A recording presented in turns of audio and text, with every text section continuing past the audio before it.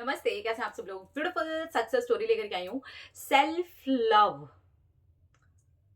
होओपोनोपोनो prayer नहीं, खुद को भेजने वाली होओपोनोपोनो प्रेयर, खुद को भेज करके सेल्फ लव वाली love vibration. Love vibration basically इन्होंने खुद को भेजी है।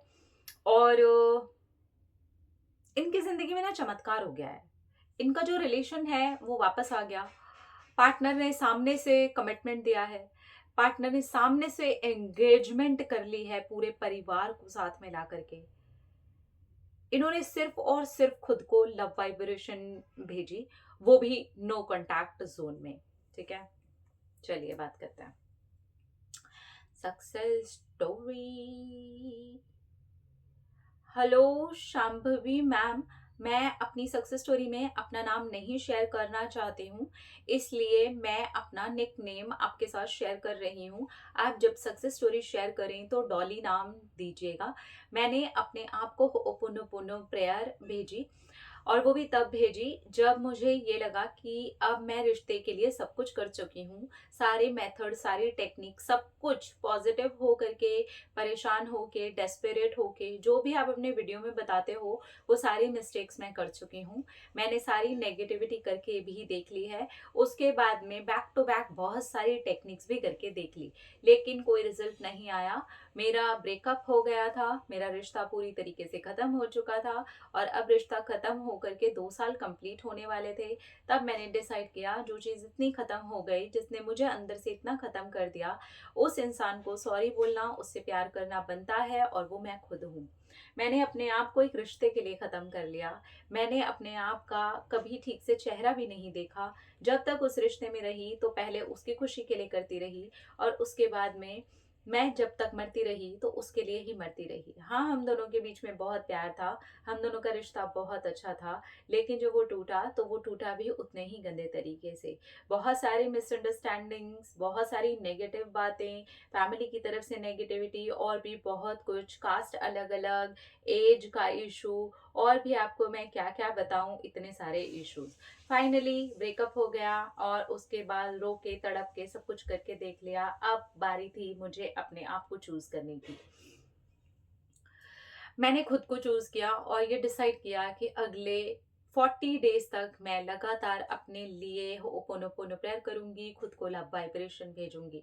शुरू में मुझे अपने आप को ही लव वाइब्रेशन भेजने में बहुत दिक्कत होती थी, तो मैं क्या करती थी, मैं अपनी फोटो देख करके ही अपने आप को लव वाइब्रेशन भेजती। कभी कभी मैं मिरर में जाके खुद को देखती और लव वाइब्रेशन भेजती और खूब रोती, यही सोचती कि कितना तड़पाया है ना मैंने तुमको, मैंने कितना रुलाया है तुमको, किसी और इंसान का प्यार पाने के लिए मैंने कभी तुमको प्यार नहीं किया, इसके लिए I am sorry, please forgive me, thank you, I love you. इस तरह से करने के बाद में मैंने ये फील किया कि मुझे हल्का लगने लगा है। करीब 1 महीना ही निकला था और मुझे सच में हल्का लगने लगा। मेरे जैसे ही 40 डेज कंप्लीट हुए, मेरा और मन हुआ इसे करने का। फिर तो मैंने इसे अपनी आदत ही बना लिया कि मैं अपने आप को लव वाइब्रेशन भेजती रहती। ये सब कुछ करते करते मुझे 3 to 4 मंथ्स ही कंप्लीट हुए थे। पार्टनर के बारे में एक भी ख्याल मेरे माइंड में नहीं था। सिर्फ यही ख्याल था कि मैं ठीक हो रही हूँ, देखो मैं कितनी प्यारी हूँ, देखो मैं अपने आप से कितना प्यार करती हूँ। इसी बीच में मैं नोटिस करती हूँ मेरी स्किन, मेरे बाल, मेरा सब कुछ ही ठीक होना स्टार्ट हो गया है। मेरे पीरियड्स नॉर्मल हो गए हैं, मेरा स्ट्रेस लेवल कम हो गया है, मैं हल्का फील करने लगी हूँ। अपने आप को लव वाइब्रेशन भेजना अब मुझे एक रिचुअल जैसा लगने लग गया था। मेरे पार्टनर का एक दिन कॉल आता है और उन्होंने मुझसे ढेर सारी बातें की, और मैंने उनको सीधा यही कहा कि जो भी बातें कर रहे हो, मैं सिर्फ, हम कभी रिश्ते में रहे हैं इसलिए सुन रही हूँ, मैं अब आगे तुमसे कोई रिश्ता नहीं रखना चाहती। ये सुनते ही वो रोने लगे। उसके बाद में उन्होंने बहुत ट्राई किया, लेकिन अब भी मैं लव वाइब्रेशन पर ध्यान दे रही थी। मेरा ध्यान ही नहीं था, क्योंकि मुझे वो रोना, वो तड़प, सब कुछ याद आ जाता था। फिर मैंने अपने पार्टनर को कहा कि प्लीज़ मुझे आप थोड़ा सा टाइम दे दो, क्योंकि आप इतना फोर्स करोगे तो मैं ज़बरदस्ती फिर रिश्ते में आऊँगी और फिर गड़बड़ होगी। मेरे पार्टनर ने कहा कि ठीक है, तुम टाइम ले लो, लेकिन मुझसे पूरे दिन में एक बार मैसेज पर ही बात ज़रूर कर लिया करो।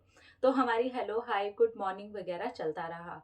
अब बात आती है कमिटमेंट की और मेरे घर पर एंगेजमेंट होने की। मेरे घर पर ही मेरी एंगेजमेंट हुई, कोई बहुत बड़ी एंगेजमेंट नहीं हुई। मेरे पार्टनर ने ही शादी की बात छेड़ी, मेरे बड़े वाले भैया को कॉल किया। अब वो मुझसे मैसेज पे भी बात नहीं करते, जो भी बात करनी होती मेरे बड़े वाले भैया से करते। और मेरे बड़े वाले भैया को उन्होंने कन्विंस कर लिया, उनको समझाया कि ऐसा कुछ नहीं है, मैं आपकी बहन से बहुत ज़्यादा प्यार करता हूँ और मैं उसके साथ शादी करना चाहता हूँ। मेरे बड़े भैया को भी कन्विंस होने के लिए 3 to 4 मंथ लग गए। मेरी सारी कहानी बार बार 3 to 4 मंथ में आकर के रुक रही थी। इस तरीके से पूरे 9 to 10 मंथ कंप्लीट किए और मेरी एंगेजमेंट हो गई। ये सिलसिला मेरी लव वाइब्रेशन खुद को भेजने से शुरू हुआ था और आज भी मैं अपने आप को लव वाइब्रेशन भेजती हूँ। अब मैं ये समझ चुकी हूँ, मैं अपने पार्टनर से पहले हूँ। मुझे अपनी केयर करनी है, अपने माइंड की केयर करनी है, अपने शरीर की केयर करनी है, तब जाके मेरा रिश्ता हमेशा के लिए बना रहेगा। हाँ शांभवी दीदी, वो सारी ही टेक्निक्स ने मेरे लिए ज़रूर काम किया, लेकिन मुझे खुद को प्यार करने के बाद ही काम किया, मेरे पूरी तरह से हील हो जाने के बाद ही काम किया। आपकी बातें समझ तो आती हैं, लेकिन जब तक उसे अप्लाई करके अपने ऊपर ना देख लिया जाए और रिजल्ट ना आ जाए, तब तक वो सच में समझ नहीं आता। Thank you, thank you, thank you. आपने लाइफ को बहुत आसान कर दिया है, हर चीज़ को बहुत आसानी से समझाया है और आपके इन एफर्ट्स के लिए thank you, thank you, thank you. Thank you, thank you, thank you. आपने अपनी सक्सेस स्टोरी हमारे साथ में शेयर की। तो बेसिकली लव वाइब्रेशन खुद को भेजना ये हो गया, अपने आप के लिए हो ओपोनोपोनो प्रेयर करना। मैं हमेशा आप लोगों को कहती हूँ, अपने लिए हो ओपोनोपोनो प्रेयर किया करो। अपने आप को आपने जितना भी नुकसान पहुंचाया है, किसी रिश्ते के लिए नुकसान पहुंचाया है, कोई जॉब आप पाना चाहते थे उसमें फेलियर आ गया, उसके लिए आपने अपने आप को नुकसान पहुंचाया है, अपने शरीर के लिए आपने अपने आप को नुकसान पहुंचाया है, आपने अपने आप को जो भी नुकसान पहुंचाया उसके लिए आपको जरूर है ओपोनोपोनो प्रेयर अपने लिए करनी चाहिए। तो इससे क्या होता है, आप हील होना स्टार्ट होते हैं, आपको अच्छा लगना स्टार्ट होता है, आपका अपने आप से प्यार, अपने आप से कनेक्शन बढ़ता है। लेकिन ये ऐसे नहीं होगा कि आप जस्ट ऐसे ही करे जा रहे हो, आपको फील करना होता है, आपको वो इंटेंशन वहां डालनी होती है।